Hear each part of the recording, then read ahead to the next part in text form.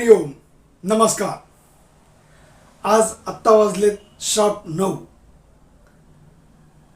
रात्रीच्या या चांगल्या बातम्यांसाठी आपण चिन्मय विजन यूट्यूब चॅनलला सबस्क्राईब करा, लाईक करा आणि या बातम्या इतरांसाठी शेअर करा। हा व्हिडिओ शेवटपर्यंत बघा, तुम्हाला महत्त्वाच्या बातम्या नक्कीच यात मिळतील। आंतरराष्ट्रीय बाजारामध्ये आपण सर्वश्रुत 39 दिवसापासून चालू असलेलं हे महायुद्ध 15 दिवसासाठी थांबवण्यात आल्याचं अमेरिकेनं जाहीर केलं आहे। इराणने धो-धो धुतलं आणि अमेरिकेला सळोकी-पळो करून सोडलं। या गोष्टीचा डोनाल्ड ट्रम्प यांना देशातील अंतर्गत लोकांनी सुद्धा आणि संसदेने सुद्धा बऱ्यापैकी विरोध केला आणि त्यांनी सर्वानुमते आता या निर्णयाशी परत आले आहेत की आता युद्धविराम 15 दिवसासाठी थांबवलं पाहिजे। आणि या गोष्टीचा इराणला विश्वास नाही। उद्या इस्लामाबादमध्ये इराण आणि अमेरिका यांची एक संयुक्त बैठक आयोजित केलेली आहे। बघूया काय होईल। आंतरराष्ट्रीय पातळीवरची बातमी पुढची।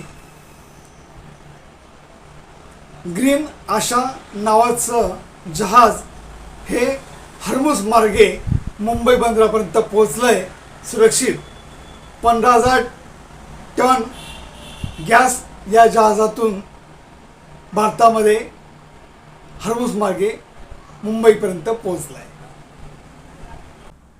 बारामती अंतरिम जी आमदारकीच्या निवडणुकीसाठी फॉर्म भरलाय उपमुख्यमंत्री सुनेत्रा पवार वहिनींनी आणि त्यांच्या विरोधात काँग्रेसच्या उमेदवारांनी जो अर्ज भरला होता त्यांनी आज ती माघारी घेतली आणि त्यांच्यासोबत आणखी 30 लोकांनीही माघारी घेतली आणि तरीसुद्धा बरेच लोक अजून या लढतीमध्ये शिल्लक आहेत। जळगावच्या बातम्यांचा विचार केलास, जळगावमध्ये